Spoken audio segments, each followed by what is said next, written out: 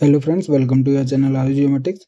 आज हम एक नई लेक्चर सीरीज स्टार्ट करने वाले हैं जिसका नाम है हमारे पास इंजीनियरिंग मैथमेटिक्स। ये हमारे पास जो कॉमन पार्ट है उसका पहला टॉपिक है इंजीनियरिंग मैथमेटिक्स, जो कि इम्पोर्टेंट है हमारे पास गेट एग्जाम्स के लिए, क्योंकि इसका जो वेटेज रहता है वो कॉन्स्टेंट रहता है और काफ़ी ज़्यादा वेटेज रहता है। तो इसके अंदर जो भी टॉपिक्स हैं हम उसके बारे में, जो भी थ्योरी रहेगी, जो भी न्यूमेरिकल पार्ट रहेगा, कैसे क्वेश्चन सॉल्व करेंगे, डिफरेंट टाइप्स के एग्जाम्पल्स हम सॉल्व करेंगे इस यूनिट के अंदर। तो अभी इस यूनिट के अंदर जो पहला पार्ट हम पढ़ेंगे उसके अंदर 4 यूनिट पढ़ेंगे हम, जो मेनली थ्योरी पार्ट है, बट मोस्ट प्रोबेबल वैल्यू के ऊपर या फिर उसके जो एरर एडजस्टमेंट रहते हैं उनके ऊपर जो क्वेश्चंस बन सकते हैं डिफरेंट टाइप्स के, वो भी हम इस लेक्चर सीरीज के अंदर देखेंगे। आज हम स्टार्ट कर रहे हैं ये इंजीनियरिंग मैथमेटिक्स यूनिट को। तो सबसे पहले जो देखेंगे हम सर्वेइंग के मेजरमेंट, जैसे 1 मार्क्स के या 2 मार्क्स के जो थ्योरी क्वेश्चंस हैं जो इसके बेसिस पे बन सकते हैं, और उसके बाद हम एक्यूरेसी प्रिसीजन देखेंगे। उसके बाद मोस्ट प्रोबेबल वैल्यू। इस मोस्ट प्रोबेबल वैल्यू जो है वो मोस्ट इंपॉर्टेंट टॉपिक है हमारे पास, क्योंकि इससे रिलेटेड जो क्वेश्चंस हैं हमने प्रीवियस ईयर्स में भी देखे हैं, काफ़ी ज़्यादा पूछे जाते हैं। तो इस टॉपिक को हम अच्छे से थ्योरी वाइज भी पढ़ेंगे और इसके जो रिलेटेड न्यूमेरिकल्स होते हैं, जो भी हमारे पास प्रॉब्लम्स हो सकती हैं, वो भी हम सॉल्व करेंगे।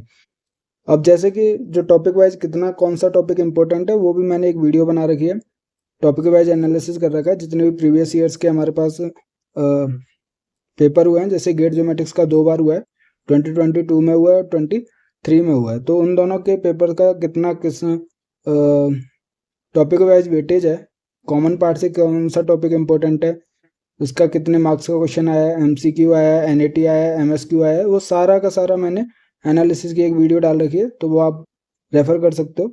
उसके अलावा हम इस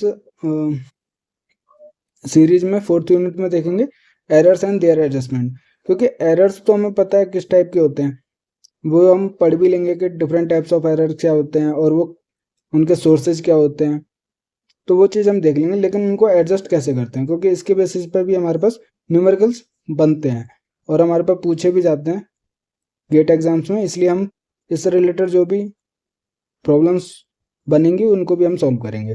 ठीक है, तो आज हम स्टार्ट करते हैं। सबसे पहले मेजरिंग, जो सर्वेइंग के अंदर मेजरमेंट्स होते हैं वो कौन कौन से होते हैं, सबसे पहले वो देखेंगे। उसके अंदर क्या क्या आएगा, हॉरिजॉन्टल डिस्टेंस और एंगल्स हम मेजर करते हैं, तो वो चीज़ क्या होती है, कैसे होती है, बहुत बेसिक सा हम स्टार्ट करें, क्योंकि ऐसा कोई भी टॉपिक हम नहीं छोड़ेंगे जो मतलब समझ में ही ना आए। क्योंकि अगर हमें मैथ भी करनी है तो उसका जो थ्योरी पार्ट है कि ये चीज़ होती क्या है, उसके बाद हम कॉन्सेप्ट लगा सकते हैं। अगर फॉर्मूला हमारे पास पता है, बट उस फॉर्मूला को कैसे लगाना है वो चीज़ भी हमें आनी चाहिए। तो उसके लिए हमें चीज़ क्या है, ये थ्योरी वाइज भी समझना पड़ता है। तो सबसे पहले हम सर्विंग मेजरमेंट देखेंगे कि हॉरिजॉन्टल डिस्टेंस क्या होता है, वो एंगल्स क्या होते हैं हमारे पास, और जैसे हॉरिजॉन्टल प्लेन होता है, वर्टिकल प्लेन होता है, वो क्या चीज़ होती है, डायग्राम के साथ हम देखेंगे। उसके बाद डिस्टेंस जो वर्टिकल होते हैं या फिर वर्टिकल एंगल जो होते हैं वो क्या होता है, या फिर हम कह लीजिए स्लोप डिस्टेंस क्या होता है। तो ये 4 टॉपिक हम इसके अंदर देखेंगे यूनिट 1 के अंदर। ठीक है, तो सबसे पहले हम स्टार्ट करते हैं सर्वेइंग मेजरमेंट्स, क्योंकि हम सर्वेइंग करते हैं। तो सर्वेइंग का मतलब है किसी भी पॉइंट की इंफॉर्मेशन या उसके जो भी कोऑर्डिनेट्स हैं वो निकालना, वो भी हमारे पास मेजरमेंट्स है। तो बेसिक प्रिंसिपल ऑफ सर्वे आपको पता ही है। एक तो वही होता है कि होल टू पार्ट होना चाहिए सर्वेइंग, कि हमारे पास जो भी एरर्स रहे वो एक्यूमुलेट हो, मीन्स के तो होल टू पार्ट से हमारे पास जो एरर्स एक्यूमुलेट होता है वो ना हो, हमारे पास लोकलाइज हो जाए एरर। तो उसके लिए हमारे पास एक सर्वेइंग का प्रिंसिपल जो इम्पोर्टेंट होता है। बट सर्वेइंग क्या है हमारे पास, कि किसी भी पॉइंट की इंफॉर्मेशन निकालना with the help of 2 other points information. तो 2 अगर हमारे पास इंफॉर्मेशन है तो तीसरे की इंफॉर्मेशन निकालना। तो इसके अंदर हमारे पास मेजरमेंट जरूरी है, क्योंकि हमारे पास मेजरमेंट मतलब कि उनके बीच का जो एंगल है, उनके बीच का जो डिस्टेंस है, फिर हमारे पास हो सकता है स्लोपिंग डिस्टेंस कैलकुलेट करना पड़े, तो ट्रिग्नोमेट्री की कैलकुलेशन होती है उसके अंदर। ठीक है, तो सर्वेइंग का जो बेसिक फंडामेंटल ऑपरेशन है वो क्या है हमारे पास, measuring the distance and angles. और हमारे पास ट्रिग्नोमेट्री कैलकुलेशन यूज हो सकती है इसके अंदर हमारे पास, जिससे कि हम किसी भी पॉइंट की 3D कोऑर्डिनेट्स निकाल सकें। जब हमारे पास किसी पॉइंट के कोऑर्डिनेट की इन्फॉर्मेशन मिल जाती है तो उसके बाद हम क्या है, प्लानिमेट्रिक मैप्स बना सकते हैं, या फिर DTM होता है एक डिजिटल टेरेन मॉडल, तो मतलब कि उसका यूज हम कर सकते हैं। बस हमारे पास सर्वेइंग का जो बेसिक ऑपरेशन रहता है वो है कि उसके पॉइंट्स की कोऑर्डिनेट्स की इन्फॉर्मेशन निकालना। अब हमारे पास बेसिक जो सर्विंग मेजरमेंट्स होते हैं 5 टाइप के होते हैं। वो कौन से? हॉरिजॉन्टल डिस्टेंस होता है, हॉरिजॉन्टल एंगल्स होते हैं, सिमिलरली हमारे पास वर्टिकल एंगल और वर्टिकल डिस्टेंस होता है हमारे पास, और लास्ट में हमारे पास क्या स्लोपिंग डिस्टेंस भी हम कैलकुलेट कर सकते हैं या मेजर करते हैं हम सर्विंग के अंदर। अब ये डायग्राम हमारे पास समझना जरूरी है। एक बार ये डायग्राम समझ आ गया तो इसका मतलब कि हमारे सारी जो बेसिक चीज़ें हैं सर्विंग मेजरमेंट्स की वो समझ आ जाएंगी आपको। तो इस डायग्राम में देखिए हमारे पास 3 पॉइंट्स लिए हैं जिसपे हमारे पास एक पे इंस्ट्रूमेंट रखा है और 2 पॉइंट्स है जिसपे हमारे पास प्रिज्म रखा हुआ है। तो अगर हम इसको टोटल स्टेशन मान लेते हैं जिससे कि हमारे पास जो 5 सर्विंग मेजरमेंट्स हैं जो इससे हम ले सकते हैं। तो एक पॉइंट बैक साइड है हमारे पास, ये पॉइंट पे हम बैक साइड 2 कर रहे हैं। अब इन दोनों का जो पॉइंट्स है और ये जो इंस्ट्रूमेंट का पॉइंट्स है, इन तीनों का आरएल अलग अलग होगा, मतलब कि जो एलिवेशन है तीनों का अलग अलग होगा। तो जो एलिवेशन की बात अगर हम करते हैं, मीन्स ये अगर सेम डिस्टेंस सेम एलिवेशन पर नहीं है, वेरिएशन है, तो ये क्या है वर्टिकल प्लेन में लाई करेंगे। अगर हाइट से रिलेटेड है उनका तो वो क्या है वर्टिकल प्लेन है हमारे पास। और अगर मीन्स के उसका जो डिस्टेंस कैलकुलेट होगा, जो एंगल कैलकुलेट होगा, वो क्या है वर्टिकल एंगल और वर्टिकल डिस्टेंस कैलकुलेट होगा। तो ये जो हाइट से रिलेटेड है ये हमारे पास वर्टिकल डिस्टेंस है और ये जो एंगल है वो हमारे पास वर्टिकल एंगल है, ठीक है। सिमिलरली इसका भी और इसका जो इंस्ट्रूमेंट और बैक साइड 1 का जो एलिवेशन है डिफरेंट है, तो जो हाइट का डिफरेंस होगा हमारे पास वो वर्टिकल डिस्टेंस होगा और जो एंगल बनेगा हमारे पास वो वर्टिकल एंगल बनेगा। लेकिन अब बात की जाए कि ये जो दोनों पॉइंट्स हैं बैक साइड 1 और बैक साइड 2 अगर सेम एलिवेशन पर हैं, अगर मान लिया जाए दोनों सेम एलिवेशन पर हैं और दोनों का डिस्टेंस जो है अगर हॉरिजॉन्टल वे में निकाल रहे हैं हम, क्योंकि दोनों का जो वर्टिकल डिस्टेंस है वो तो 0 हो जाएगा क्योंकि सेम एलिवेशन पर है। बट हमारे पास अगर इनका जो गैप निकाला जाएगा, हॉरिजॉन्टल एंगल निकाला जाएगा इस इंस्ट्रूमेंट से, जो इंस्ट्रूमेंट हमने तीसरे पॉइंट पे इस्टेब्लिश कर रखा है, तो ये जो दोनों बैक साइड्स के बीच का डिस्टेंस है हॉरिजॉन्टल प्लेन, मतलब कि एलिवेशन सेम रहे, जो उनका एल्टीट्यूड है वो सेम है, ठीक है। तो ये जो एंगल बनेगा वो हॉरिजॉन्टल एंगल बनेगा और जो डिस्टेंस निकलेगा इनके बीच का वो हॉरिजॉन्टल डिस्टेंस निकलेगा।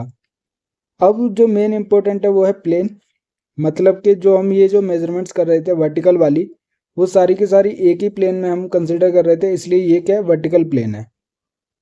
सिमिलरली बैक साइड 1 के लिए भी हमारे पास ये क्या है वर्टिकल प्लेन हो जाएगा, ठीक है।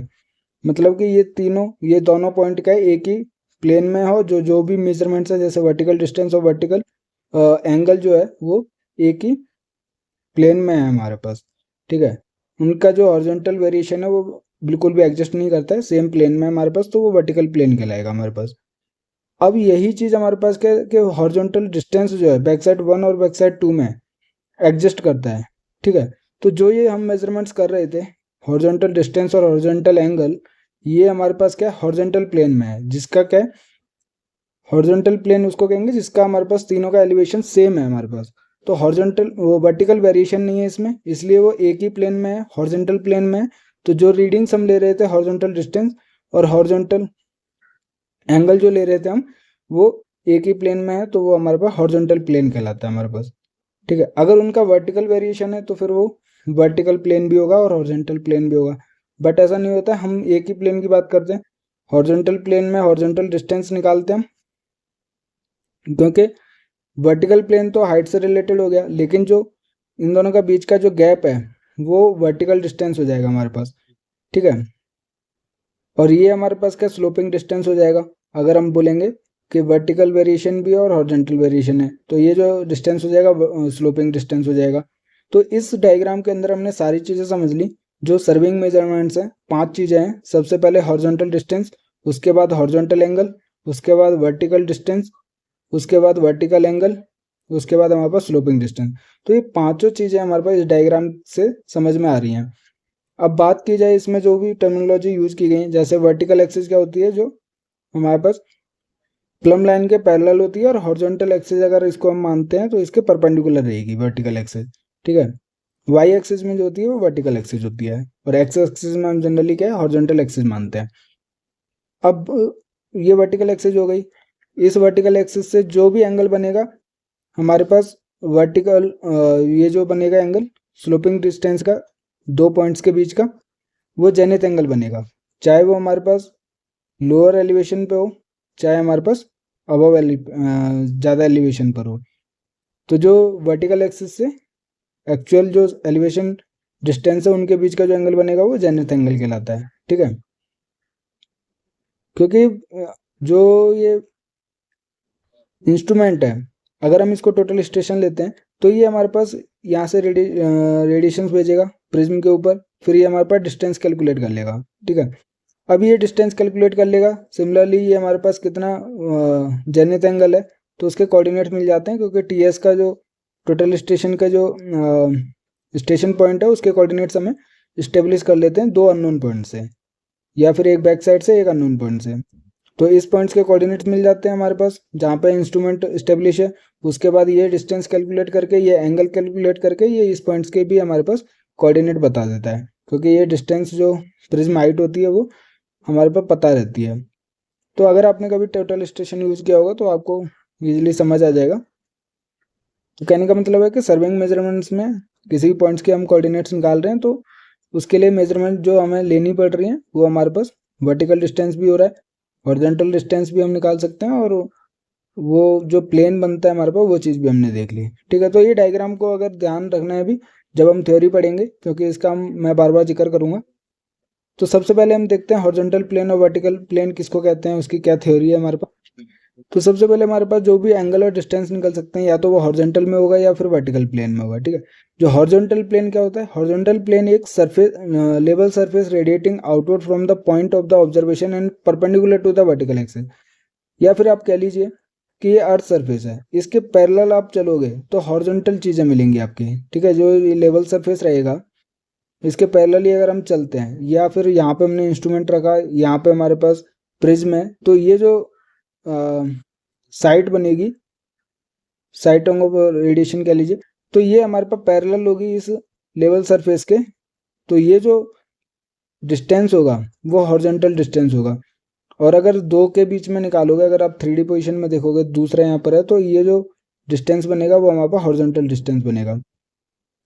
तो ये जो चीज़ें हमने अभी समझी कि लेवल सरफेस के पैरेलल होगा तो हमारे पास हॉरिजॉन्टल डिस्टेंस होगा, और ये क्या है हमारे पास पैरेलल वर्टिकल एक्सिस जो कि प्लम लाइन के पैरेलल होती है वो हमारे पास परपेंडिकुलर होती है। तो हॉरिजॉन्टल प्लेन जो है वो हमारे पास वर्टिकल एक्सिस, जो ये हमारे पास प्लम एक्सिस है, ये प्लम लाइन है, वो इसी को हम वर्टिकल एक्सिस कहते हैं, तो उसके परपेंडिकुलर बनता है हमारे पास हॉरिजॉन्टल प्लेन। ठीक है, तो जो वर्टिकल एक्सिस है या फिर प्लम लाइन है वो हमेशा पैरेलल होगी डायरेक्शन टू द ग्रेविटी। तो ये चीज़ हमने अभी समझ ली। The vertical plane runs in a direction parallel to the vertical axis and perpendicular to the horizontal plane. तो जब हमारे पास वर्टिकल एक्सिस के परपेंडिकुलर हॉरिजॉन्टल प्लेन होता है, सिमिलरली हमारे पास वर्टिकल एक्सिस भी परपेंडिकुलर होती है हॉरिजॉन्टल प्लेन के, मतलब कि दोनों जो हैं एक दूसरे के परपेंडिकुलर होते हैं हमारे पास। तो वो डायग्राम से इजीली समझ आ रहा है कि ये अर्थ सरफेस है, लेवल सरफेस मान लीजिए, ये हॉरिजॉन्टल प्लेन हो गया हमारे पास, ये वर्टिकल प्लेन हो गया, तो ये एक दूसरे के परपेंडिकुलर होते हैं। ये वर्टिकल एक्सिस भी होती है हमारे पास और उसको हम प्लम लाइन भी कहते हैं। ये हमारे पास लेवल सरफेस के पैरेलल होता है और हमारे पास इसको हॉरिजॉन्टल प्लेन कहते हैं। तो ईजी सी चीज़ें आपको ईजिली समझ आ रही होंगी अगर आप विजुअलाइज कर पा रहे हो तो। A vertical plane is established wherever the instrument rotates along the horizontal plane to face a new direction. तो अगर आपने कभी टोटल स्टेशन यूज किया होगा तो मान लीजिए ये आपका टोटल स्टेशन है, आपको ये देखना है। ठीक है, ये आपकी लाइन ऑफ साइट है, कोई पॉइंट को आप ऑब्जर्व कर रहे हो, तो सबसे पहले हमें वर्टिकल एक्सिस को फिक्स करना होता है। वर्टिकल प्लेन हमारे पास फिक्स हो गया। अब इसके बाद आपको कोई दूसरा पॉइंट देखना है तो ये फिक्स होता है, फिर आप अनक्लैम्प करते हो और इसको रोटेट करते हो हॉरिजॉन्टल प्लेन के अंदर। तो ये जो मूव करता है वो हॉरिजॉन्टल प्लेन में करता है, ये फिक्स रहता है हमारे पास। ठीक है, आप इस पोजीशन को नहीं हिलाते हो तो ये वर्टिकल एक्सिस नहीं हिलती है। ठीक है, ये जो वर्टिकल एक्सिस है वो फिक्स होती है और हॉरिजॉन्टल प्लेन में अनक्लैम्प करके आप मूव करते हो और कोऑर्डिनेट्स या पॉइंट्स को ऑब्जर्व करके उसकी रीडिंग लेते हो। तो कहने का मतलब यही है कि वर्टिकल प्लेन जो है वो इस्टेब्लिश करते हैं हम पहले जब भी हम इंस्ट्रूमेंट को रोटेट करते हैं along the horizontal plane to face a new direction, या फिर किसी भी नई पॉइंट को हम देखते हैं। तो अब हमने क्या प्लेन देख लिए, अब डिस्टेंस देखते हैं। जैसे कि हॉरिजॉन्टल प्लेन में हम कोई भी डिस्टेंस मेजर करेंगे किसी भी दो पॉइंट के बीच का तो वो हॉरिजॉन्टल डिस्टेंस कहलाएगा। अगर एंगल मेजर करेंगे किसी भी दो पॉइंट का in the vertical horizontal plane तो वो हमारे पास हॉरिजॉन्टल एंगल कहलाएगा। बेसिकली जो हॉरिजॉन्टल डिस्टेंस होता है, ट्रू जो हॉरिजॉन्टल डिस्टेंस होता है वो curve like the earth surface, क्योंकि मैंने बताया आपको अर्थ सरफेस के जो पैरेलल होता है। अब अर्थ सरफेस क्या है, हमारे पास कर्वेचर रखता है हमारे पास, बट छोटे डिस्टेंस के लिए हमारे पास ये जो कर्व है इतना अल्टर नहीं करता, तो हमारे पास ये क्या है, लीनियर हम मानते हैं इसको, मीन्स स्ट्रेट लाइन मानते हैं। बट अगर ट्रू हॉरिजॉन्टल डिस्टेंस आपको किसी भी दो पॉइंट के बीच का चाहिए तो वो हमारे पास हमेशा कर्वेचर डिस्टेंस रहेगा। ठीक है, तो ट्रू हॉरिजॉन्टल डिस्टेंस क्या हमेशा कर्व लाइक स्ट्रक्चर होता है, जैसे कि अर्थ सरफेस का कर्व होता है। तो ये जो कर्वेचर की वजह से जो डायरेक्शन ऑफ ग्रेविटी है हमारे पास वो डिफरेंट होती है एट ईच पॉइंट, क्योंकि आप ये अगर आपका स्ट्रेट लाइन है तो इसका तो परपेंडिकुलर हो गया direction of gravity, but curvature की वजह से, अर्थ सरफेस के कर्वेचर की वजह से क्या है हमारे पास, जो भी यहाँ पे अगर आपका पॉइंट मान लीजिए जहाँ पे ग्रेविटी है, तो ये जो डायरेक्शन ऑफ ग्रेविटी रहेगी यहाँ पे इसके लिए परपेंडिकुलर यहाँ पे हो गई, यहाँ के लिए यहाँ पे होगी, यहाँ के लिए यहाँ पे, तो ये क्या परपेंडिकुलर होती है हॉरिजॉन्टल प्लेन के। ठीक है, ये जो डायरेक्शन ऑफ ग्रेविटी रहती है परपेंडिकुलर होती है लेवल सरफेस के, या फिर कह लीजिए आप हॉरिजॉन्टल प्लेन के। तो उसके लिए क्या है हमारे पास, ये हर एक पॉइंट पर डिफरेंट डिफरेंट एग्जिस्ट करती है हमारे पास। ये हमारे पास अर्थ सरफेस हो गया। ठीक है, तो डायरेक्शन ऑफ ग्रेविटी क्या है हर एक पॉइंट के लिए डिफरेंट होती है हमारे पास। Subsequently vertical axes are not parallel to each other, figure shows a representation of curved surface and parallel horizontal distance. तो वैसे तो हमें क्लियरली समझ आ रहा है। अगर हम डायग्राम देखते हैं, जैसे ये डायग्राम है हमारे पास, तो हॉरिजॉन्टल डिस्टेंस क्या है हमारे पास, ये मान लीजिए अर्थ सरफेस है, अगर इसको पूरा रोटेट बनाया जाए, ये छोटा सा पार्ट लिया गया है अर्थ सरफेस का, तो ये अर्थ सरफेस है, इसकी डायरेक्शन ऑफ ग्रेविटी ये हो गई। तो ये दोनों क्या एक दूसरे के पैरेलल नहीं है, दिख रहा है आपको डायग्राम में भी। ये किसकी वजह से, curvature of the earth surface की वजह से। और जो ट्रू हॉरिजॉन्टल डिस्टेंस है वो इस लाइन के पैरेलल होना चाहिए। ठीक है, तो जो इस लाइन के पैरेलल इन दोनों पॉइंट्स के बीच का जो डिस्टेंस आ रहा है वो ट्रू हॉरिजॉन्टल डिस्टेंस होगा। और वर्टिकल एक्सिस क्या है हमारे पास, पैरेलल होती है डायरेक्शन टू द ग्रेविटी। ठीक है, तो जो डिफरेंस आएगा हमारे पास वो क्या है, वर्टिकल डिस्टेंस होगा हमारे पास, क्योंकि ट्रू हॉरिजॉन्टल डिस्टेंस के लिए ये अर्थ सरफेस के पैरेलल होना चाहिए, ये जो हमारे पास लेवल सरफेस है, या फिर ट्रू हॉरिजॉन्टल डिस्टेंस जो मेजर कर रहे हैं वो अर्थ सरफेस के पैरेलल होना चाहिए। और जो वेरिएशन आ रहा है वो क्या हो जाएगा, वर्टिकल डिस्टेंस कहलाता है हमारे पास, क्योंकि वर्टिकल डिस्टेंस मतलब कि वर्टिकल प्लेन के अंदर जो डिस्टेंस होगा हमारे पास। तो ये हमारे पास छोटा सा पार्ट लिया गया है अर्थ सरफेस का, जैसे मान लीजिए पूरा अर्थ सरफेस है, तो ये डायरेक्शन ऑफ ग्रेविटी हो जाएगी। ठीक है, तो ये डायरेक्शन ऑफ ग्रेविटी हो गई जो पैरेलल नहीं है एक दूसरे के, और जो लेवल सरफेस होगा वो इसके पैरेलल वाला हो जाएगा। तो हमने क्या है इसमें एक छोटा सा पार्ट काट के आपको इसमें दिखा रखा है, मान लीजिए ये वाला, तो ये वाला एक दिखा रखा है, एक ये वर्टिकल डिस्टेंस दिखा रखा है, ये हॉरिजॉन्टल डिस्टेंस है, और जो इनके बीच का जो वेरिएशन आ जाएगा हमारे पास, ये थोड़ा सा जो वेरिएशन आएगा वर्टिकल प्लेन के अंदर, तो वो हमारे पास वर्टिकल डिस्टेंस हो जाएगा। ये हमारे पास क्या हॉरिजॉन्टल डिस्टेंस हो जाएगा। ये हमारे पास क्या है, दो डायरेक्शन ऑफ ग्रेविटी दिखा रखी है। तो ये वाला जो हिस्सा है हमने शो किया हुआ है समझने के लिए हॉरिजॉन्टल डिस्टेंस को। ठीक है, तो इसी चीज़ के बारे में हम बात कर रहे थे अब तक, कि ये जो हमारे पास हॉरिजॉन्टल डिस्टेंस होता है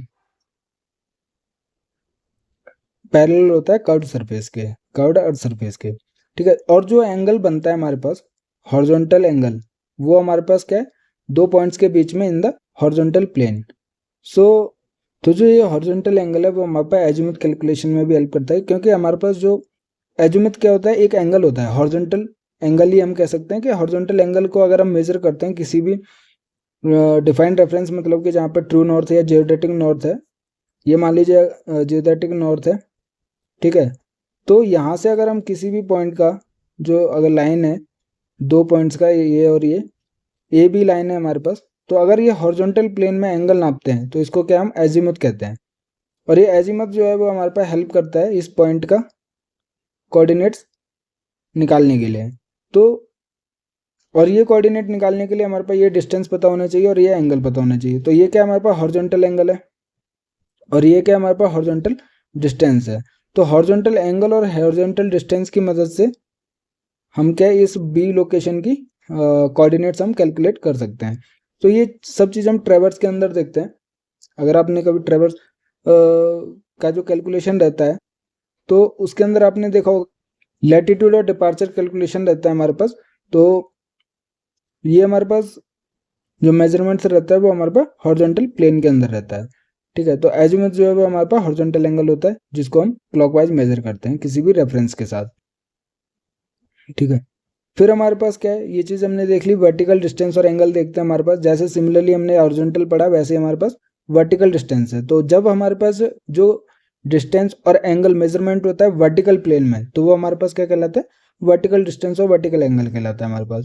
और वर्टिकल, जैसे कि मैं आपको बार बार, चेंज इन द हाइट या फिर एलिवेशन में जो होता है वो वर्टिकल प्लेन में होता है हमारे पास। जो हमने देखा था वर्टिकल डिस्टेंस देखा था 2 पॉइंट्स के बीच का, ये हमारे पास इंस्ट्रूमेंट था और ये हमारे पास कोई भी स्टाफ था। ठीक है, तो इन दोनों के बीच का ये हमारे पास वर्टिकल प्लेन के अंदर जो एंगल था वो वर्टिकल एंगल था, और जो हाइट डिफरेंस था वो हमारे पास वर्टिकल डिस्टेंस होता है हमारे पास। ठीक है, तो मैंने आपको पहले ही बताया कि जैसे ही ये जो वर्टिकल प्लेन है उसमें हॉरिजॉन्टल वेरिएशन होता है हमारे पास। तो वर्टिकल प्लेन के अंदर क्या है हमारे पास, हॉरिजॉन्टल प्लेन से ऊपर की साइड या फिर नीचे की साइड जो ये मेजरमेंट होता है वो हमारे पास वर्टिकल प्लेन के अंदर आता है। अगर एंगल मेजर होता है वर्टिकल एंगल्स कहलाता है हमारे पास। अगर हमारे पास डिस्टेंस के मेजरमेंट है तो वर्टिकल डिस्टेंस होता है।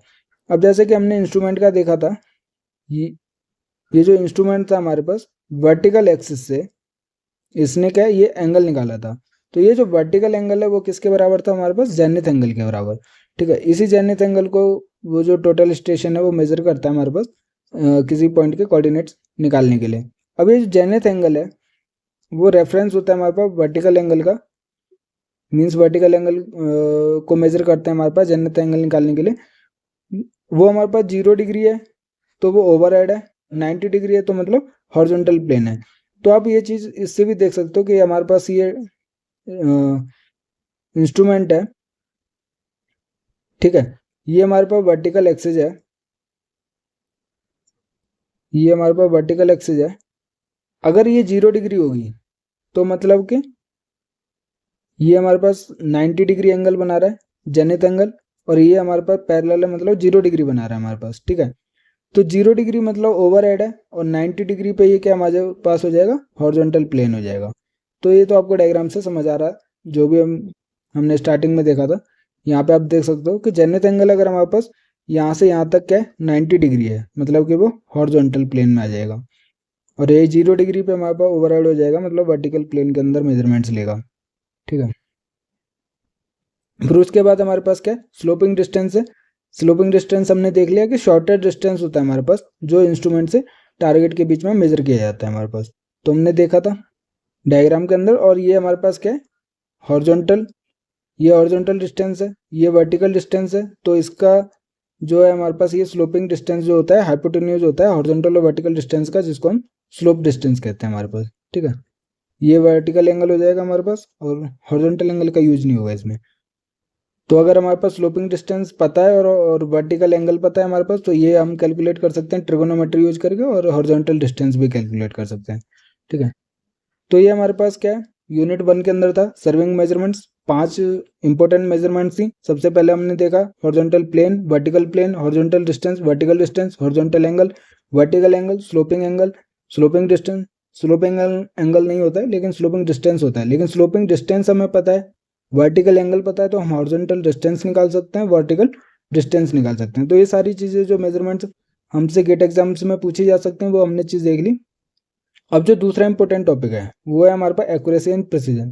ये चीज़ आपने बार बार न जाने कितनी बार सुनी तो होगी कि ये एक्यूरेट है, ये बहुत प्रिसाइज है, बट इन दोनों का मतलब क्या है, क्योंकि ये दोनों एक चीज़ नहीं है, दोनों डिफरेंट चीज़ें हैं। तो आज हम ये चीज़ें समझेंगे कि एक्यूरेसी क्या होती है, प्रिसीजन क्या होता है। दोनों को हम एक दूसरे के लिए यूज नहीं कर सकते हैं। तो इसको एक्यूरेसी और प्रिसीजन को हम एग्जाम्पल के साथ समझेंगे। सबसे पहले हम इसकी डेफिनेशन देख लेते हैं कि एक्यूरेसी क्या होती है। एक्यूरेसी वो है हमारे पास degree of conformity of any given measurement with the standard value. Standard value means true value. तो मान लीजिए आपके पास कोई भी जो ट्रू वैल्यू है और जो आपने मेजरमेंट की है वो ट्रू वैल्यू के कितने क्लोज है हमारे पास, या फिर उसका डिग्री ऑफ कन्फर्मिटी कितनी है जो मेजरमेंट है कि वो ट्रू वैल्यू होगी हमारे पास, वो क्या कहलाएगी, एक्यूरेसी कहलाएगी। ठीक है, कि मतलब कितना क्लोज है ट्रू वैल्यू के। वहीं अगर प्रिसीजन देखा जाए तो क्या होता है, precision is the extent to which a given set of measurements agree with their mean. मतलब कि जो हमने मेजरमेंट्स किए हैं वो एक दूसरे के, अगर मीन निकाला जाए उनका, तो वो एक दूसरे के कितने क्लोज हैं, मतलब मीन के कितने क्लोज हैं। तो यहाँ पर जो हम कंपेयर कर रहे हैं वो ट्रू वैल्यू या फिर हमारे पास जो स्टैंडर्ड वैल्यू उससे कंपेयर नहीं कर रहे हैं, हम जो रीडिंग्स लिए हैं, जो मेजरमेंट्स लिए हैं, उन्हीं को आपस में कंपेयर कर रहे हैं कि वो कितना एक दूसरे के क्लोजनेस है हमारे पास। तो दोनों के अंदर जो एक्यूरेसी और प्रिसीजन है बहुत डिफरेंस है, वो चीज़ हमें समझनी है। तो डेफिनेशन हमने देख ली, अब ये डायग्राम देखते हैं हमारे पास। मान लीजिए जो ब्लैक डॉट दिख रहा है वो ट्रू वैल्यू है, और ये जो हमारे पास क्रॉस साइन है वो हमारे पास क्या है, ऑब्जर्वेशन या फिर हमारे पास मेजरमेंट्स है हमारे पास। ठीक है, सबसे पहला जो एग्जाम्पल है वो क्या है हमारे पास, हाई प्रिसीजन और हाई एक्यूरेसी। इसका मतलब क्या है कि ये जो ऑब्जर्वेशंस हैं क्लोज है हमारे पास ट्रू वैल्यू के, और साथ के साथ ये जो चारों ऑब्जर्वेशन लिए हमने वो बहुत एक दूसरे के क्लोज भी हैं। तो ये हमारे पास हाई प्रिसाइज भी है और हाई एक्यूरेट भी है। चारों डॉट्स जो चारों क्रॉस हैं वो एक दूसरे के क्लोज है, मतलब हाई प्रिसाइज्ड हैं। और ये चारों वैल्यू जो है वो ब्लैक डॉट के क्लोज हैं, तो वो हाई एक्यूरेट हैं। दूसरे एग्जांपल में देखते हैं हाई प्रिसीजन और लो एक्यूरेसी। लो एक्यूरेसी का मतलब है कि ये जो ब्लैक डॉट से फार अवे है, क्लोजनेस कम है, लेकिन ये जो चारों ऑब्जर्वेशन एक दूसरे के ज़्यादा क्लोज हैं। तो एक दूसरे के ज़्यादा क्लोज है मतलब हाई प्रिसाइज्ड है, लेकिन एक्यूरेसी क्या है हमारे पास, लो है। तो आपको चीज़ पूरे क्लियर हो रही होगी कि कौन सी वैल्यू हमारे पास, क्या चीज़ हमारे पास एक्यूरेट होती है और क्या चीज़ प्रिसाइज होती है हमारे पास। अब ये जो एग्जांपल है इसमें देखोगे आप, चारों जो क्रॉस हैं या फिर चारों मेजरमेंट्स जो है हमारे पास ट्रू वैल्यू से दूर है हमारे पास, इतना दूर नहीं है, लेकिन हमारे पास बाकी के कंपैरिजन में देखा जाए तो फर्स्ट सर्कल के क्लोज है हमारे पास, तो हाई एक्यूरेसी हो गई। लेकिन एक दूसरे के जो है हमारे पास दूर दूर है, मतलब कि इनका जो मेजरमेंट वैल्यू है वो इतना क्लोज नहीं है, तो हमारे पास लो प्रिसाइज हो गई। अब ये जो डायग्राम है हमारे पास, ये ब्लैक डॉट से मतलब कि दूसरे सर्कल के अंदर है, तो मतलब as compare to this and this figure, ये जो चारों मेजरमेंट्स हैं वो हमारे पास ट्रू वैल्यू से दूर हैं, तो हम क्या इसको लो एक्यूरेसी बोलेंगे। अब ये चारों एक दूसरे से भी दूर हैं, तो हमारे पास ये लो प्रिसीजन हो गया हमारे पास। तो इस डायग्राम में आप देख सकते हो high precision high accuracy, high precision low accuracy, low precision high accuracy, low precision and low accuracy. तो ये सब तो हमने डायग्राम के थ्रू समझा। अगर आप कोई भी मैथमेटिकल देखते हो, तो अगर मैं आपको बोलूं कि ट्रू वैल्यू हमारे पास 5 है और हमने मेजरमेंट की, तो 5.1, 5.2, 5.3, 5.4 आया। ठीक है, एक बार मेजरमेंट में। एक बार आया हमारे पास 6.1, 6.2, 6.3, 6.4। ठीक है, तो ये जो हमारे पास है हाई प्रिसाइजली वैल्यू है, क्योंकि ये जो चारों वैल्यू हैं एक दूसरे के क्लोज हैं। ऐसे ही ये भी हमारे पास हाई प्रिसाइज है, क्योंकि ये चारों वैल्यू के एक दूसरे के क्लोज है। बट कंपेयर किया जाए तो ये हाई प्रिसाइज तो हैं दोनों, लेकिन ये हमारे पास हाईली एक्यूरेसी भी है और ये हमारे पास लो एक्यूरेसी है, क्योंकि ये फार अवे है, 5 से बहुत दूर है हमारे पास, 6 की रेंज में है हमारे पास। तो ये हमारे पास क्या कहलाएगी, high precise and low accuracy. और ये क्या कहलाएगी, high precise and high accuracy. ये ऐसे जरूरी नहीं 5 से अबव हो, ये हो सकता है कि 4.9 ले लीजिए, 4.8 ले लीजिए, तो ये क्या हाईली एक्यूरेट होंगी हमारे पास। लेकिन प्रिसीजन की बात करेंगे तो ये चेंज हो जाएगी, क्योंकि एक दूसरे से अगर कंपेयर करेंगे, ये 5.1 है, ये 5.2 है, ये हमारे पास 4.8 है, ये 4.9 है। तो अगर इन दोनों को ही देखोगे आप, 5.2 5.2 और 4.8 को ही अगर आप देखोगे तो एक दूसरे से बहुत दूर है। तो ये हमारे पास क्या है, इनको बोल सकते हैं लो प्रिसाइज्ड है बट हाई एक्यूरेट है हमारे पास, क्योंकि ट्रू वैल्यू के क्लोज है हमारे पास। तो सिंपल सी चीज़ है कि जो ट्रू वैल्यू है उसके क्लोजनेस अगर देखा जाए तो वो हमारे पास एक्यूरेसी को डिफाइन करता है। अगर वो जो मेजरमेंट्स हैं उनके मीन का देखा जाए, या फिर कह लीजिए जो हमारे पास चारों वैल्यू जो लिए हैं अगर वो एक दूसरे के क्लोज हैं, तो वो हमारे पास हाई प्रिसाइज कहलाता है हमारे पास। ठीक है, तो ये डायग्राम का ही बताया गया है, ये थ्योरी आप पढ़ लेना। जैसे फिगर ए टू डी हमारे पास शूटिंग एग्जांपल्स हैं जो हम समझने की कोशिश कर रहे थे। Highly precised and highly accurate क्या होता है। अब पहला जो डॉट है हमारे पास, चारों शॉट जो है वो close space about the target centre indicating both precision and accuracy. तो वो हमने देख लिया। फिगर बी में हमने देखा कि जो चारों डॉट्स हैं, जो चारों मेजरमेंट्स हैं जो क्रॉस थे हमारे पास चारों, are closely grouped indicating good precision but due to degree of repeatability however the accuracy is poor because the shots are far from the centre of the target. तो हमने दूसरे में देखा कि far from the centre of target है लेकिन एक दूसरे के क्लोज हैं, तो हाईली प्रिसाइज है और लो एक्यूरेट है हमारे पास। ठीक है। फिगर सी में हमने देखा कि चारों शॉट्स जो है हमारे पास नियर बाई सेंटर है, तो हमारे पास हाई एक्यूरेसी हो जाएगी, लेकिन एक दूसरे से दूर हैं तो हमारे पास वो लो प्रिसाइज हो जाएंगे हमारे पास। और फिगर 4 में हमने देखा कि चारों शॉट जो है वो हमारे पास रेंडमली स्कैटर्ड है about the target indicating there neither accurate और प्रिसीजन हमारे पास। तो जो गोल होता है हमारे पास सर्वे, वो होता है कि जो मेजरमेंट्स हमारे पास वो हाईली एक्यूरेट भी हो और हमारे पास हाईली प्रिसाइज भी हो हमारे पास। तो उसके लिए क्या है, ग्रेटर एक्यूरेसी और ग्रेटर प्रिसीजन के लिए हमारे पास जो ऑब्जर्वेशन हैं, एक तो मल्टीपल ऑब्जर्वेशन लेनी चाहिए और हमारे पास प्रोसीजर जो एरर रहता है हमारे पास वो मिनिमम होना चाहिए। तो ये हमारे पास बेसिक फंडामेंटल होता है सर्वे का। तो इसके अंदर हमने 2 यूनिट देख ली। जो थर्ड यूनिट है वो हमारे पास बहुत इंपॉर्टेंट यूनिट है क्योंकि हमारे पास उससे बेसिस न्यूमेरिकल्स भी पूछे जाते हैं एग्जाम्स में। तो सबसे पहले हम देखेंगे मोस्ट प्रोबेबल वैल्यू, उसकी डेफिनेशन देखेंगे, क्योंकि सिर्फ मोस्ट प्रोबेबल वैल्यू की डेफिनेशन नहीं देखेंगे, इसके अंदर जो एरर्स होते हैं हमारे पास उनकी डेफिनेशन भी देखेंगे। सबसे पहले ट्रू एरर हो गया, रेजिडुअल एरर क्या होता है, हमारे पास रैंडम एरर क्या होता है, तो वो सारी चीज़ें हमारे पास देखेंगे। सबसे पहले उनकी डेफिनेशन देखेंगे, फिर प्रोबेबल एरर क्या होता है, उसके जो फॉर्मूला होते हैं, जैसे हमारे पास सिंगल ऑब्जर्वेशन का प्रोबेबल एरर हम कैसे कैलकुलेट करेंगे, मीन एरर का कैसे कैलकुलेट करेंगे, मैक्सिमम एरर कितना हो सकता है हमारे पास, तो वो सारी चीज़ें हम प्रोबेबल एरर के अंदर देखेंगे। फिर उसके अंदर हमारे पास सोर्सेज ऑफ एरर, जो सर्विंग मेजरमेंट्स के अंदर सोर्सेज ऑफ एरर क्या क्या हो सकते हैं, टाइप्स ऑफ एरर देखेंगे इसके अंदर। और उससे भी इम्पोर्टेंट जो होगा हमारे पास वो है हमारे पास लॉज ऑफ वेट, क्योंकि लॉज ऑफ वेट हमें पता होना चाहिए। बहुत सिंपल से लॉज है हमारे पास, एक बार आप समझ जाओगे तो बार बार याद करने की जरूरत नहीं रहेगी, भूलोगे नहीं उसको बार बार। ठीक है, तो इसमें हम लॉज ऑफ वेट देखेंगे। और क्योंकि इसका यूज जो होता है हमारे पास, जो हम एरर का वो करेंगे, एडजस्टमेंट करेंगे, उसमें यूज होगा हमारे पास, जैसे हम 4th यूनिट में पढ़ेंगे। तो लॉज ऑफ वेट समझना जरूरी है हमारे पास।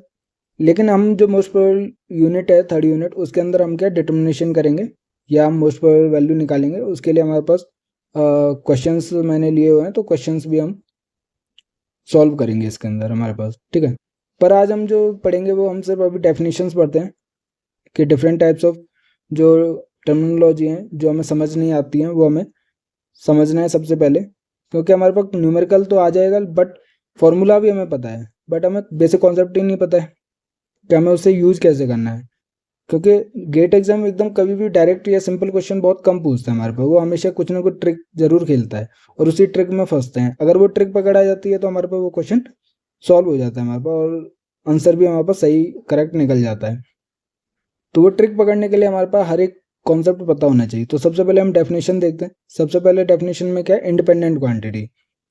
तो जैसे कि नाम से पता चल रहा है, ये जो क्वांटिटी होती है वो इंडिपेंडेंट होती है, मतलब कि वो किसी दूसरी वैल्यू पर डिपेंड नहीं करती है। अगर दूसरी वैल्यू अगर चेंज भी हो रही है तो ये वाली वैल्यू हमारे पास चेंज नहीं होगी, समझ रहे हो। तो अगर ये हमारे पास कोई रिलेशन ही नहीं रखती है दूसरी क्वांटिटी से, तो वो हमारे पास क्या कहलाती है, इंडिपेंडेंट क्वांटिटी कहलाती है। अब जो आगे जो नेक्स्ट है हमारे पास वो है कंडीशन क्वांटिटी। कंडीशन क्वांटिटी क्या होती है, डिपेंडेंट क्वांटिटी होती है, मतलब कि जो दूसरी वैल्यूज पर डिपेंड करती है, या तो एक या एक से ज़्यादा क्वांटिटी पर जो डिपेंड करे वो हमारे पास क्या कहलाती है, कंडीशन क्वांटिटी कहलाती है। अब डायरेक्ट ऑब्जर्वेशन, डायरेक्ट ऑब्जर्वेशन क्या होता है, तो डायरेक्ट ऑब्जर्वेशन है मतलब हमें जो भी चीज़ निकालनी है, जो भी हमें क्वांटिटी कैलकुलेट करनी है, अगर हम उसकी कैलकुलेशन डायरेक्टली कर लेते हैं या उसका जो ऑब्जर्वेशन है डायरेक्ट कर लेते हैं। और इनडायरेक्ट ऑब्जर्वेशन क्या होगी, जो मतलब कि किसी रिलेशन के साथ हम उसकी वैल्यू निकालें हमारे पास, मीन्स हमने मेजरमेंट कुछ और किया और हमें कैलकुलेट करके कुछ और किया। जैसे आप डायग्राम से समझते हैं, जैसे मान लीजिए आपको ये स्लोपिंग डिस्टेंस निकालना है, तो हमें पता है हाइपोटेन्यूज डिस्टेंस होगा हॉरिजॉन्टल डिस्टेंस और वर्टिकल डिस्टेंस का। ठीक है, तो हमने क्या है, ये मेज़र किया वर्टिकल डिस्टेंस, ये एंगल हमने मेज़र किया हमने वर्टिकल एंगल। अब इसके एंगल और इसका जो ट्रिगोनोमेट्री यूज़ करके ये जो स्लोपिंग डिस्टेंस है वो कैलकुलेट किया। तो स्लोपिंग डिस्टेंस जो कैलकुलेट किया वर्टिकल डिस्टेंस और वर्टिकल एंगल को मेजर करने के बाद किया, तो वो इनडायरेक्ट ऑब्जर्वेशन हो गई हमारे पास, ठीक है। लेकिन वहीं डायरेक्ट ऑब्जर्वेशन कौन सी हो गई, ये जो वर्टिकल डिस्टेंस हमें चाहिए था और वर्टिकल डिस्टेंस को हमने मेजर कर लिया। वहीं हम डायरेक्टली स्लोपिंग डिस्टेंस को मेजर कर लेते तो वो डायरेक्ट ऑब्जर्वेशन हो जाती, बट हमने क्या दो डिफरेंट क्वांटिटी को ऑब्जर्व किया और उसके बाद हमने इसको कैलकुलेट किया, तो ये इनडायरेक्ट ऑब्जर्वेशन हो गई हमारे पास। उसके बाद हमें क्या वेट समझना है कि किसी भी ऑब्जर्वेशन का वेट क्या होता है हमारे पास, ठीक है। तो वेट जो होता है हमारे पास, तो वेट जो इंडिकेट होता है वो किसी को कितने नंबर दिए गए हैं, किसी भी वैल्यू को या किसी भी ऑब्जर्वेशन को क्या नंबर दिए गए हैं, वो हमारे पास इंडिकेट करता है वेट को। और ये जो नंबर दिए जाते हैं वो किसके बेसिस पे दिए जाते हैं कि हमें उसके ऊपर ट्रस्ट है, मीन्स वो जो वैल्यू है वो कितना ट्रस्टवर्दीनेस है या फिर कितनी प्रिसाइज्ड है। अगर हम दूसरी वैल्यू से कंपेयर करके किसी वैल्यू को नंबर दे रहे हैं, तो वो उसके प्रिसीजन और उसकी ट्रस्ट वैल्यू के ऊपर दे रहे हैं, मतलब हमें उसके ऊपर ट्रस्ट है, तो वो जो नंबर दिया जाता है वो वेट को डिफाइन करता है हमारे पास। तो अगर प्रॉपर डेफिनेशन देखी जाए तो weight of an observation is a number giving an indication of its precision and trustworthiness when making a comparison between several quantities of different worth या फिर different क्वांटिटी या ऑब्जर्वेशन। तो अगर हम कहें कि एक ऑब्जर्वेशन का वेट जो है वो 4 है और दूसरे ऑब्जर्वेशन का वेट 1 है, तो हम ये इजीली कह सकते हैं कि जिस ऑब्जर्वेशन का वेट 4 है वो 4 टाइम रिलायबल है then the observation of weight 1। मतलब कि वो जो ऑब्जर्वेशन है जिसका वेट 4 है वो हमारे पास 4 गुना ट्रस्ट वर्दीनेस है, 4 गुना प्रिसाइज्ड है as compare to the other observation जिसका वेट हमारे पास 1 है। अब वेट से रिलेटेड हमारे पास काफ़ी चीज़ें इंपॉर्टेंट हैं जो एग्जाम्स में पूछी जा सकती हैं, तो वो देख लेते हैं। जैसे मान लीजिए 2 क्वांटिटी हैं या फिर 2 ऑब्जर्वेशन है, अगर वो हमारे पास इक्वली रिलायबल है, मतलब हम कह सकते हैं कि दोनों ही इक्वली प्रिसाइज्ड हैं, तो उनका वेट क्या है हमारे पास इक्वल होगा। वेट इक्वल होगा तो हम क्या सिंपली उनको यूनिट वेट लिख सकते हैं, क्योंकि दोनों का सेम बराबर वेट वैल्यू कितनी भी लिख दीजिए उससे मतलब नहीं है, बट दोनों का जो प्रिसीजन और ट्रस्टवर्दीनेस रहेगा तो सेम रहेगा, तो उसको हम जनरली यूनिट वेट से डिफाइन करते हैं। लेकिन मान लीजिए जो ऑब्जर्वेशंस को हम डिफरेंट वेट देते हैं उनके रिलायबल के ऊपर, तो वो जो वैल्यूज या ऑब्जर्वेशंस होती हैं उनको हम क्या कहते हैं, वेटेड ऑब्जर्वेशन कहते हैं हमारे पास, ठीक है। और ये जो वेटेड ऑब्जर्वेशन या फिर हमें ऑब्जर्वेशंस को वेट देने की कब जरूरत पड़ती है, जब हमारे पास जो ऑब्जर्वेशंस हम ले रहे हैं वो अनइक्वल केयर के साथ ले रहे हैं या फिर हमारे पास जो कंडीशंस है हमारे पास सिमिलर नहीं है। मान लीजिए हमने दिन में ली, रात में ली, टाइमिंग पे डिपेंड कर सकता है हमारे पास, लोकेशन पर डिपेंड कर सकता है हमारे पास। तो डिफरेंट कंडीशंस में जब हम ऑब्जर्वेशंस लेते हैं तो हमें उनको वेट देना पड़ता है, क्योंकि दिन में और रात में ऑब्जर्वेशन लेने में फ़र्क रहेगा। दिन वाले को ज़्यादा वेट देंगे क्योंकि हमें पता है कि दिन में हम ज़्यादा सही से ऑब्जर्वेशन ले सकते हैं, या फिर हमारे पास अनड्यूलेटेड एरिया रहेगा तो उसका प्रिसीजन कम हो जाएगा तो उसका वेट भी कम हो जाएगा। तो बहुत सारी फैक्टर्स हैं हमारे पास जो वेट को डिफाइन करते हैं, ठीक है। अब ये जो हमारे पास वेट दिया जाता है जनरली नंबर ऑफ ऑब्जर्वेशंस के ऊपर डिपेंड करता है। ये बेसिकली हम क्या लॉज ऑफ वेट में भी देख लेंगे कि किसी भी वैल्यू का वेट उसके नंबर ऑफ ऑब्जर्वेशन के बराबर हो जाता है, तो वो हम देख लेंगे अभी लॉज ऑफ वेट के अंदर। बट समझने वाली बात यह है कि वेट जो है हमारे पास क्यों दिया जाता है, तो वो चीज़ हमने देख ली। डिफरेंट कंडीशंस में ऑब्जर्वेशन की वजह से उनको वेट असाइन किया जाता है हमारे पास, ठीक है। अब हमारे पास क्या है, ऑब्जर्व वैल्यू किसी भी क्वांटिटी। तो जब हम ऑब्जर्वेशन लेते हैं तो जिस एरर को हम मतलब कि ठीक कर सकते हैं, उसके बाद जब हम ऑब्जर्वेशन लेते हैं तो जो रिजल्ट आता है वो हमारे पास ऑब्जर्व वैल्यू कहलाती है किसी भी क्वांटिटी। कहने का मतलब है कि जो करेक्ट हम करें, जो नॉन एरर्स हैं उनसे फ्री हो जो वैल्यू हमारे पास, वो ऑब्जर्व वैल्यू होती है हमारे पास, कि value obtain when it is corrected from all the non errors. और ट्रू वैल्यू हमें पता ही है, ट्रू वैल्यू ऐसे हम कभी पता नहीं कर सकते हैं क्योंकि कुछ ना कुछ एरर उसके अंदर रहता ही है, बट फिर भी जो सारे एरर के साथ फ्री हो, मतलब उसमें कोई भी एरर नहीं हो, वो हमारे पास ट्रू वैल्यू कहलाती है। बट हम उसको नॉन कभी भी जान नहीं सकते क्योंकि कुछ ना कुछ एरर हो सकता है इंस्ट्रूमेंटल एरर हो सकता है हमारे पास, नेचुरल एरर हो सकता है, कुछ भी हो सकता है। बट हम एक मतलब ये डिफाइन कर सकते हैं कि ट्रू वैल्यू कौन सी है, जो उसकी एग्जैक्ट वैल्यू है हमारे पास, जो मतलब कि फ्री है किसी भी एरर्स के साथ, मतलब कोई भी एरर उसके अंदर नहीं है, तो ट्रू वैल्यू कहलाती है। अब जैसे कि हम ट्रू वैल्यू को हम मेज़र नहीं कर सकते, बट ये चांसेस हैं हमारे पास कि कोई ऐसी वैल्यू को मेज़र कर सकें जो ट्रू वैल्यू हो सकती है, मतलब हम उसको ट्रू वैल्यू मान सकते हैं, जो बहुत क्लोज होती है ट्रू वैल्यू के। तो उस वैल्यू को क्या है, मोस्ट प्रोबेबल वैल्यू कहते हैं। मतलब कि जो मोस्ट प्रोबेबल वैल्यू होती है उसके चांसेस बहुत ज़्यादा माने जाते हैं कि वो ट्रू वैल्यू के बहुत क्लोज है हमारे पास, ठीक है। तो इसके लिए हमारे पास बहुत सारे मेजरमेंट्स किए जाते हैं और जो भी एरर होते हैं उनको फ्री किया जाता है। जो भी हम मैक्सिमम से मैक्सिमम एरर फ्री कर सकते हैं वो वैल्यू को मोस्ट प्रोबेबल वैल्यू कहते हैं हमारे पास। बट बेसिक डेफिनेशन क्या है कि इसके चांसेस जो है ट्रू वैल्यू के होने के बहुत ज़्यादा रहते हैं हमारे पास। अब ये जो हमने वैल्यूज तो पता कर ली, ट्रू वैल्यू पता करी, मोस्ट प्रोबेबल वैल्यू पता की और हमारे पास ऑब्जेक्ट वैल्यू पता की, इन्हीं तीनों को मिला के हमारे पास 3 एरर बनेंगे, true error, most probable error, residual error. ये 3 एरर हमारे पास इंपॉर्टेंट है जो एग्जाम्स में पूछे जाते हैं, तो इन तीनों एरर को समझना जरूरी है। तो हमने 3 चीज़ें देखी, हमने मेजर्ड वैल्यू देखी, फिर हमने ट्रू वैल्यू देखी और हमने मोस्ट प्रोबेबल वैल्यू देखी, ठीक है। तो अगर हम डिफाइन करेंगे सबसे पहले ट्रू एरर। ट्रू एरर क्या है हमारे पास, ट्रू वैल्यू और मेजर्ड वैल्यू। मेजर्ड वैल्यू कौन सी है, मतलब ऑब्जर्व वैल्यू हमारे पास। तो इन दोनों का जो डिफरेंस रहेगा हमारे पास वो क्या, ट्रू एरर रहेगा, ठीक है। अब हमारे पास मोस्ट प्रोबेबल वैल्यू जो होगी उसको अगर हम कंपेयर करेंगे ट्रू एरर ट्रू वैल्यू के साथ, मतलब कि इन दोनों के बीच का जो वेरिएशन है, पॉजिटिव मतलब प्लस है माइनस है, या फिर हम मोस्ट प्रोबेबल वैल्यू में क्या प्लस करें क्या माइनस करें जिससे कि वो ट्रू वैल्यू के बहुत क्लोज हो जाए हमारे पास, तो वो हमारे पास क्या होगा, मोस्ट प्रोबेबल एरर रहेगा। बट अगर हम कंपेयर करेंगे दो को, मोस्ट प्रोबेबल वैल्यू और मेजर्ड वैल्यू, जिसको हम क्या ऑब्जर्व वैल्यू भी कहते हैं, तो इन दोनों का जो डिफरेंस रहेगा वो हमारे पास क्या रहता है, रेजिडुअल एरर रहता है।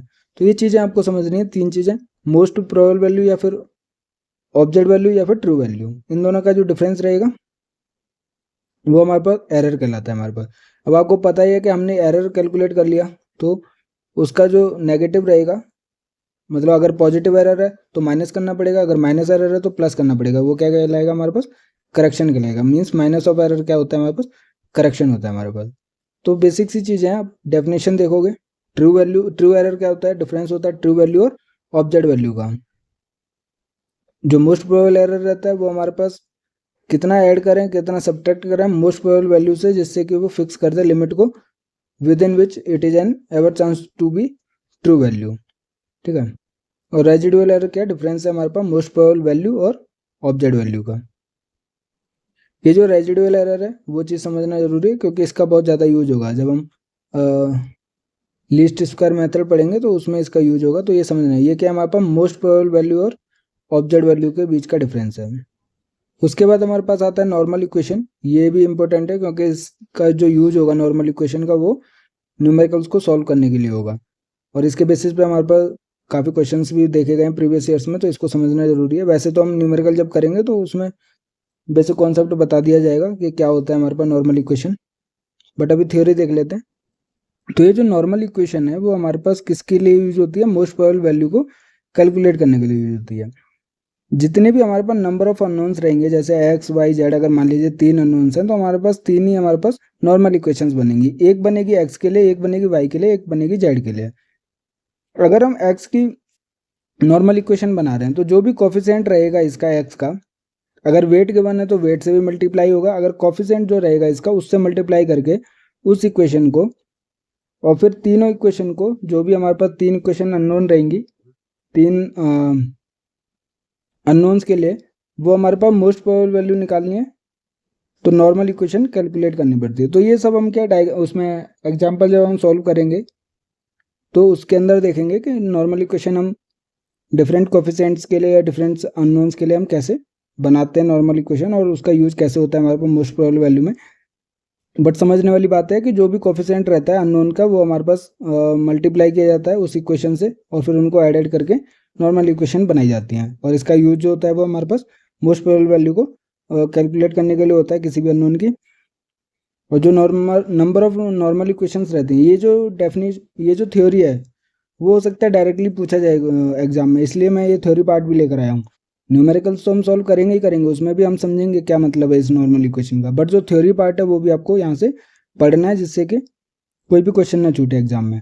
ठीक है। तो नंबर ऑफ नॉर्मल इक्वेशन जो होता है वो हमारे पास सेम होता है नंबर ऑफ अननोन्स के बराबर। ठीक है, तो ये हमारे पास जो भी डेफिनेशंस थी जो हम आगे यूज करेंगे और हो सकता है डायरेक्टली पूछा गया एग्जाम में, तो हमने सारी डेफिनेशन मोस्टली कवर कर लिए। बाकी जो भी आगे आती जाएगी उसको हम उसमें डिफाइन करते रहेंगे। तो हमारे पास मोस्ट प्रोबेबल वैल्यूज से रिलेटेड जो भी इंफॉर्मेशन हो सकती है वो हमने देख लिए।